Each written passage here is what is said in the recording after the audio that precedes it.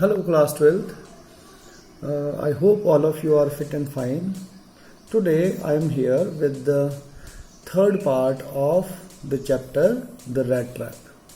We had discussed earlier that rat trap peddler who was spending the night inside the iron mill was brought to the house of the ironmaster by his daughter, and they just wanted to spend the time of Christmas with him. And when they had both saw the condition of the the peddler, they were very much worried about it. In the morning, when he came to the table, they were both father and daughter. They were talking about his well-being, and they were also making plans that they will be looking for some employment for him, so that he has not to sell the rat traps. Then what happens next? Let's see. They both are talking, who? The father and the daughter, on the breakfast table. "It is queer that things have gone downhill with him as badly as that," said the daughter.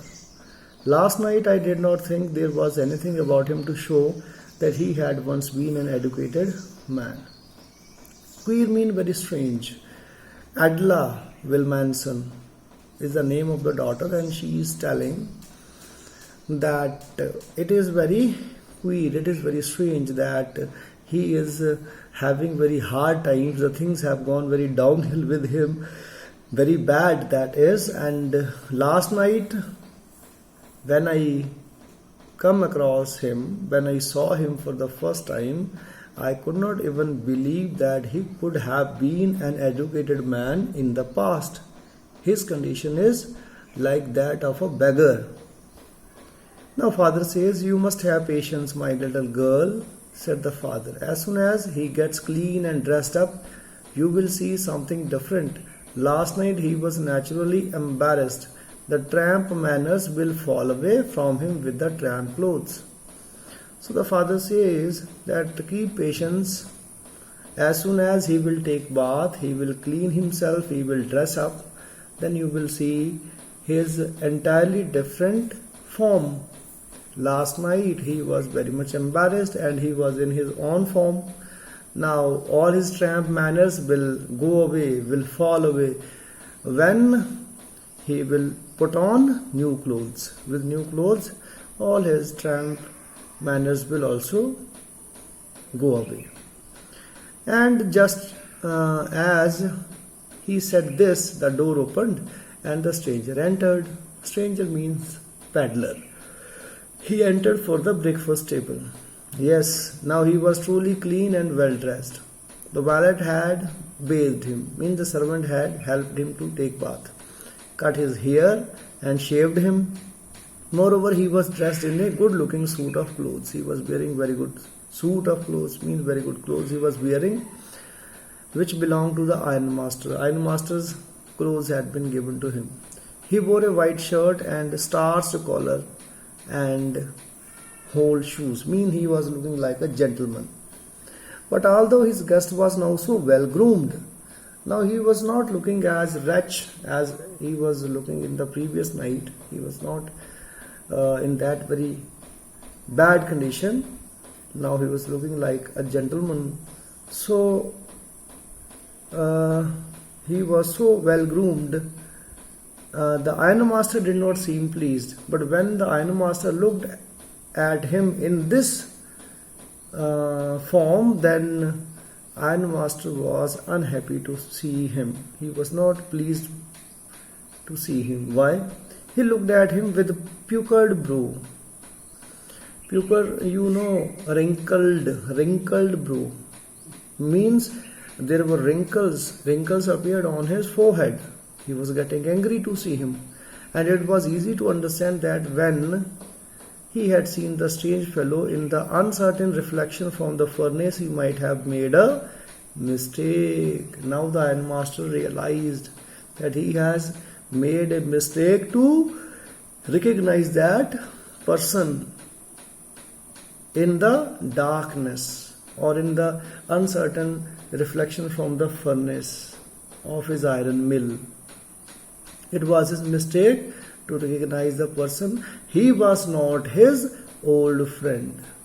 But that now, when he stood there in broad daylight, it was impossible to mistake him for an old acquaintance. Now, when he was before him in the broad daylight, it was not difficult, it was not impossible to recognize him, to acquaint that they were not acquainted with each other, they were not known to each other. But Peddler had already denied. He was not ready to come with him because he had realized that this person is mistaking in recognizing him. So mistakenly Ironmaster had brought him to their home. Now what happened? It was impossible to make him an old acquaintance. Then he thundered. Who thundered? Ironmaster. What does this mean? The stranger made no attempt to dissimulate. He saw at once that the splendor had come to an end. The stranger means the peddler did not try to pose the words. He understood immediately that all his splendor means that beautiful time he had thought of to spend in their home, that wonderful time, that all the splendor has come to an end because he has been recognized. He said, "It is not my fault, sir.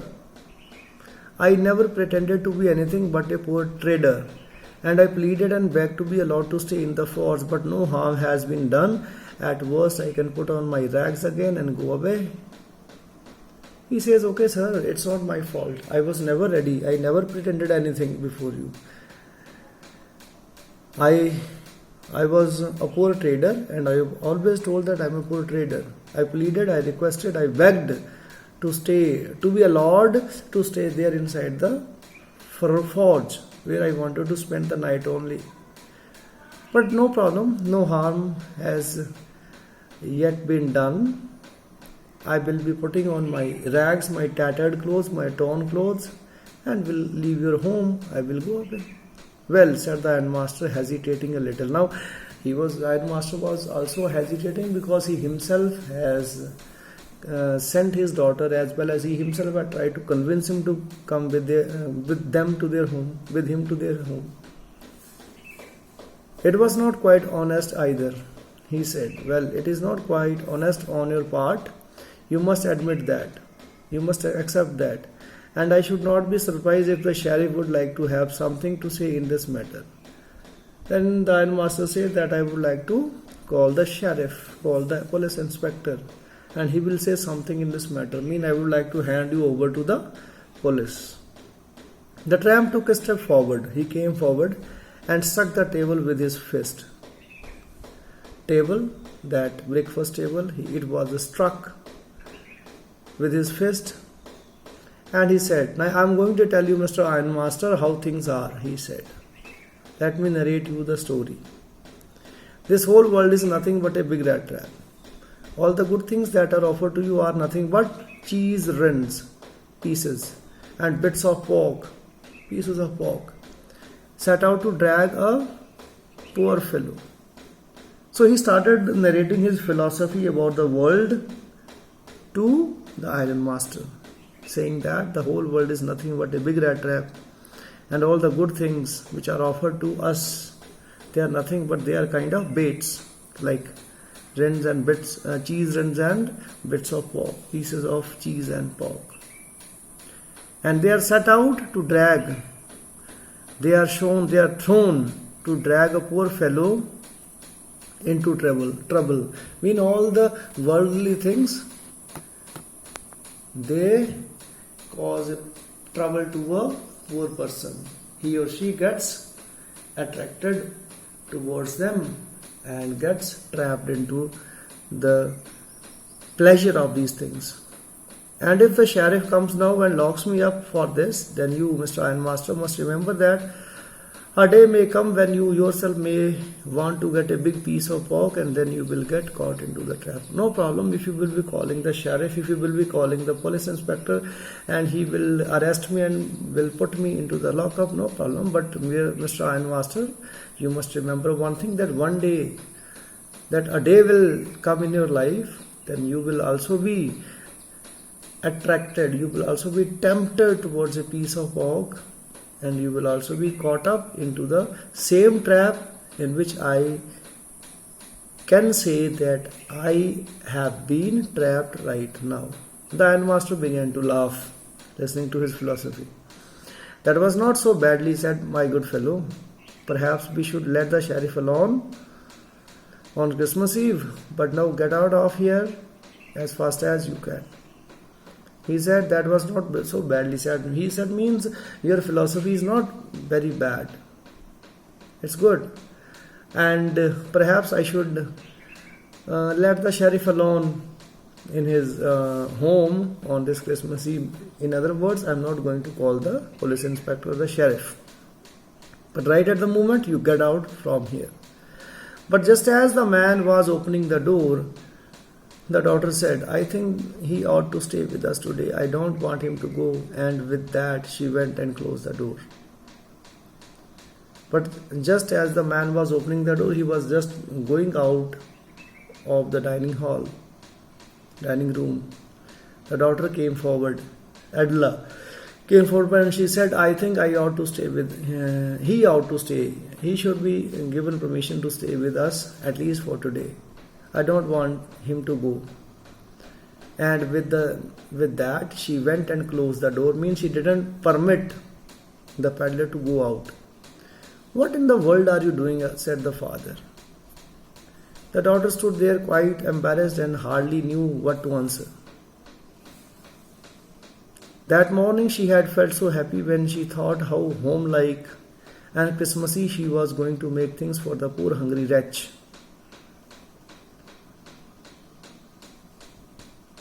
Yes.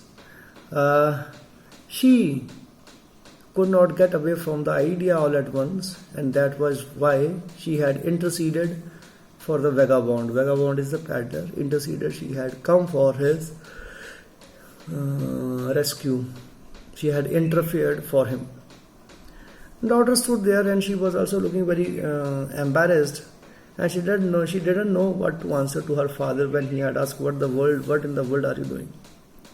Because in the morning she had started preparation for the Christmas Eve, and she was very happy, very Christmassy, that she was going to cook food for a poor, hungry person, wretch, who is in a very poor condition.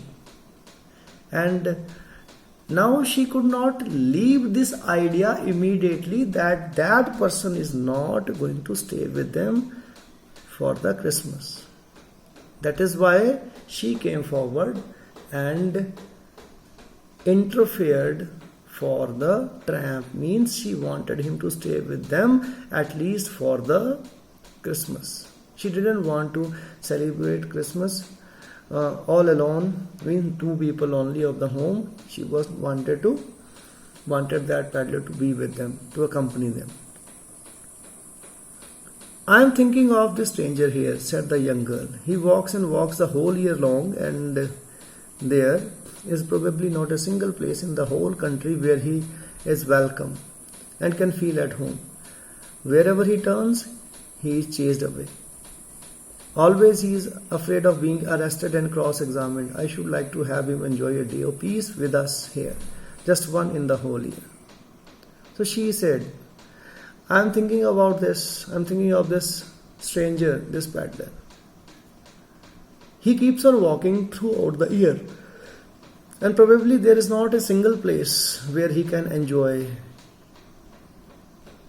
He is never welcomed anywhere. He is not welcome and he cannot feel at home anywhere. Wherever he goes, people, they shoo him away. They chase him away. Nobody likes him. And he is always arrested. He is always afraid of getting arrested, as well as he is also always cross-examined by the people. That is also, he is always living in fear. I should want him to enjoy a day of peace with us. At least one day of the year with us. The Ironmaster mumbled something. He whispered something in his beard. No. Mumbled means he searched me, like he thought for a moment. He mumbled something in his beard. He whispered something, yes, which was inaudible. He could not bring himself to oppose her. Means he was not having any other solid idea to oppose her, to oppose his daughter. She was perhaps right. It was only a mistake, of course, she continued. But anyway, I don't think we ought to chase away a human being whom we asked to come here and to whom we have promised Christmas cheer. So she said, it is actually our mistake. It was all a mistake by chance. We have, by mistake or mistakenly, we have ourselves invited him to our home. And I don't think we should now chase him away, chase a human away whom we have ourselves invited, and we have also promised him the Christmas cheer. It is inhuman it would be inhuman on our part. You do preach worse than a parson, said the Ironmaster. Parson is a religious authority of the church who preaches there. So he says that you are a very good preacher. I only hope you won't have to regret this. But simultaneously he warns his daughter also.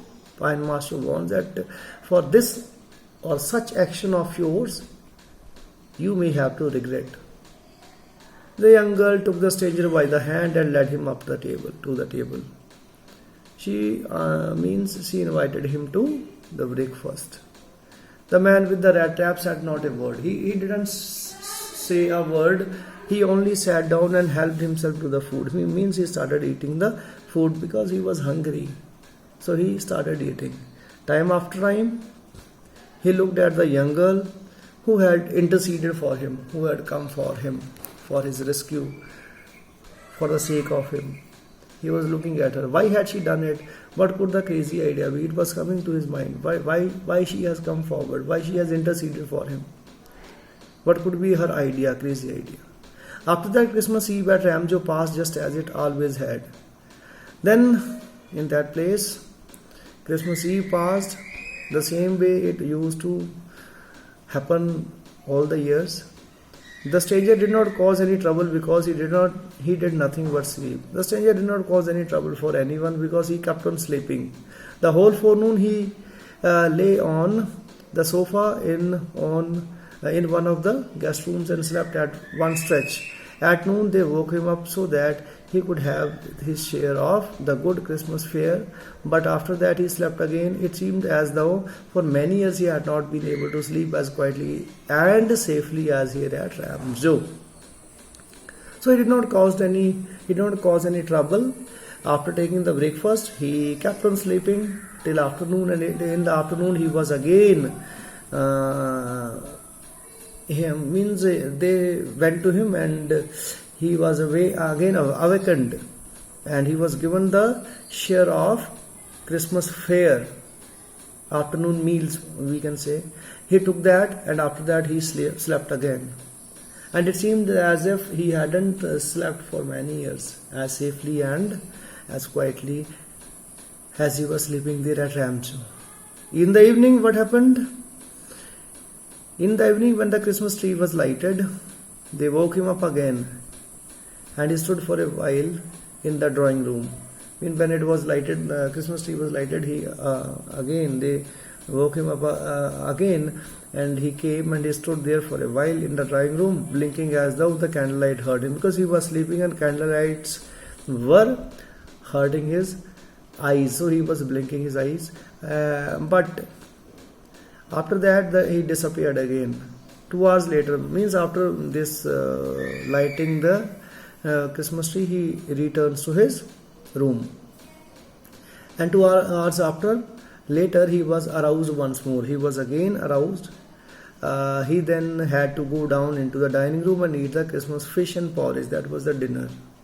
Christmas dish he was supposed to take. It was fish and porridge. As soon as they got up from the table, he went around to see one present and said thank you and good night. After taking the dinner, he said thank you and good night to all. But when came to the young girl, she gave him to understand that it was her father's intention that the suit which he wore was to be a Christmas present.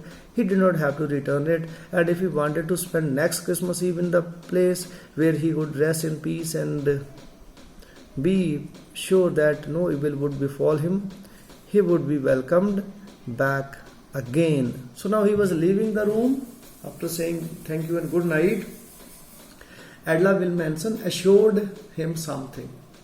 She told him that the suit he is wearing is a gift for him for the Christmas. It's a Christmas present for him and he can take it with him. He need not return it. Second thing, if he wants to spend the next Christmas Eve in this place where he was feeling at home and where he was resting in peace, then she wanted to assure him that no evil would befall him, nobody will do any evil with him, and he will be welcomed again in their home when? In the next Christmas Eve. The man with the rat traps did not answer anything to this. He only stared at the young girl in boundless amazement, boundless without any limits. Amazement, very much surprised. He was so much surprised he could not speak any word.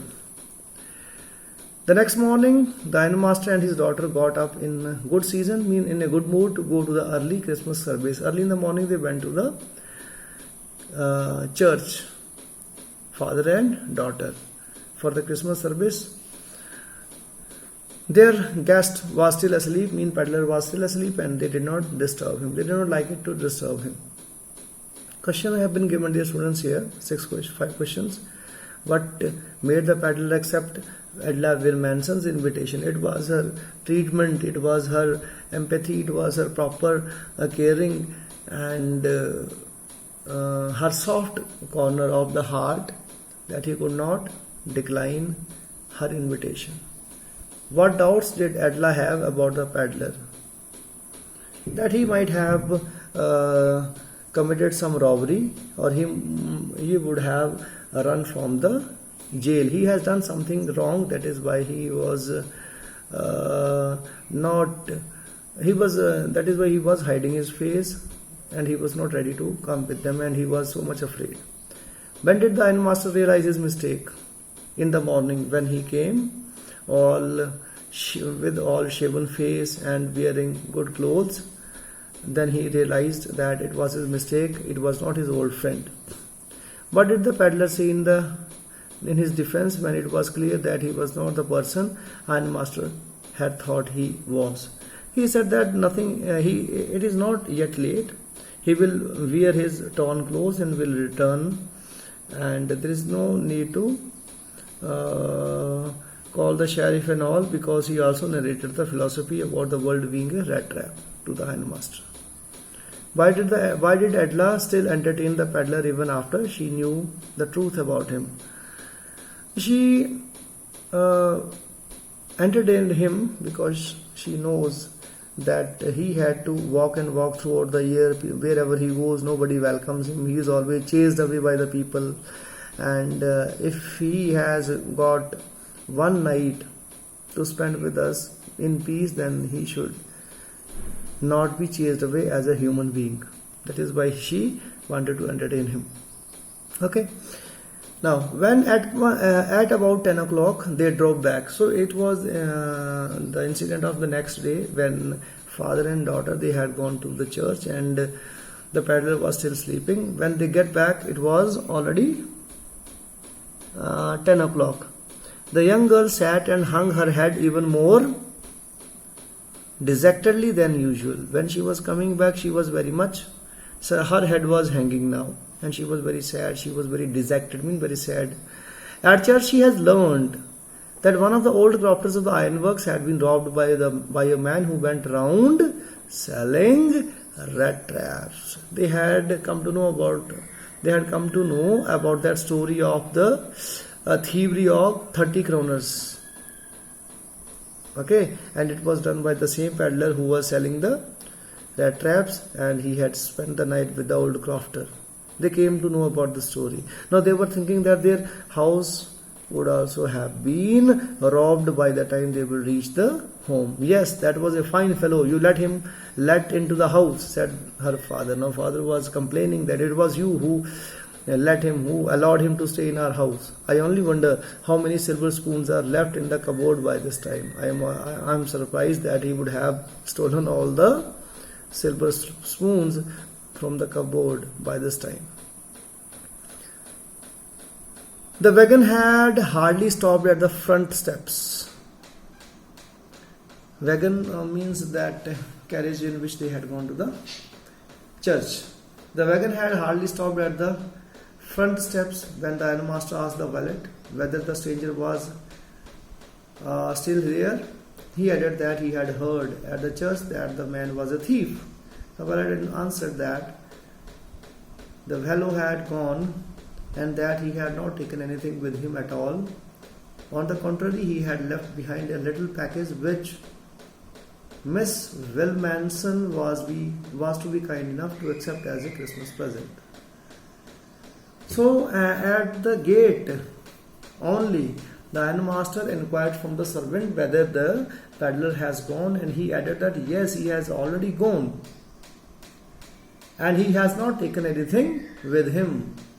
Rather, he has given a little package, a packet type, to Miss Wilmanson as a Christmas present for her. The young girl opened the package, which was so badly done up that the contents came into the view at once. That packaging was done very badly, because he was not having any other resources. He would have done it with by his own, which was so badly done up that the contents came into view. Means it was not packed properly, and whatever was there inside the package, which was wrapped, that could be seen. She gave a little cry of joy. She started crying when she saw the content of that package. She found a small rat trap, and in it lay 3 wrinkled 10 kroner notes. Though 30 kroners were there in that rat trap. 3 wrinkled 10 kroner notes. But that was not all. In the rat trap lay also a letter written in large jagged characters. In rough characters, he had written something in the form of a letter, and the content of the letter is given here. He has written, "Honored and noble Miss, since you have been so nice to me all day long, you had been very much nice to me. You treated me very well, as if I was a captain. I want to be nice to you. You have treated me as a captain, and I want to be very much nice to you in return, as if I was a real captain. For I don't want you to be embarrassed at this Christmas season by a thief. I don't want you to be embarrassed. I don't want that people say anything against you due to me, and I had been a thief, but I don't want to embarrass you by a thief. I don't want you to be embarrassed by a thief. But you can give back the money to the old man on the roadside.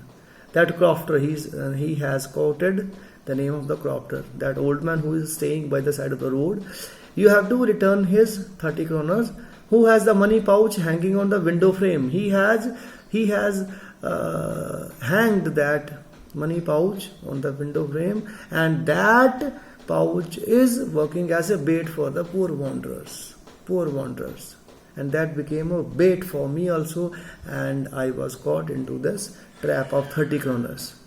The rat trap is a Christmas present from a rat who would have been caught into this world's rat trap if he had not been raised to captain, because in that way he got power to clear himself. So this rat trap is a Christmas present to a lady by a rat who had already been caught into the world's rat trap, and who could not liberate himself from that rat trap if he had not been raised to the level of a captain by a lady. She means this Christmas present is for a lady who has raised me to the level of a captain, because in that way he got power, and when I became a captain, I got the power to clear myself. So these were the words, and then he has written with friendship and high regard, Captain Bondstyle. So this was the chapter all about, dear students. Another questions are given. Why was Adela happy to see the gift left by the paddler? Because it was carrying a small gift in the form of a rat trap, as well as those 30 kroner notes. And that thief, that man now was no more a thief, because he had returned those 30 kroner notes. And he also described the reason why he had done so, because that pouch hanging by the window frame on the roadside was working like a bait to anyone. Why did the paddler sign himself as Captain Bondstyle? Because he could clear himself, and he was raised to the level of a captain by that lady, and now he could not embarrass her by being a thief. That is why he signed himself as Captain Bondstyle. So dear students, next here is the exercise. You have to do the question answers of this exercise, okay, as well as you have to write certain other questions, means additional questions for this chapter. Okay, if you find any problem, you may make a call to me, and keep reading.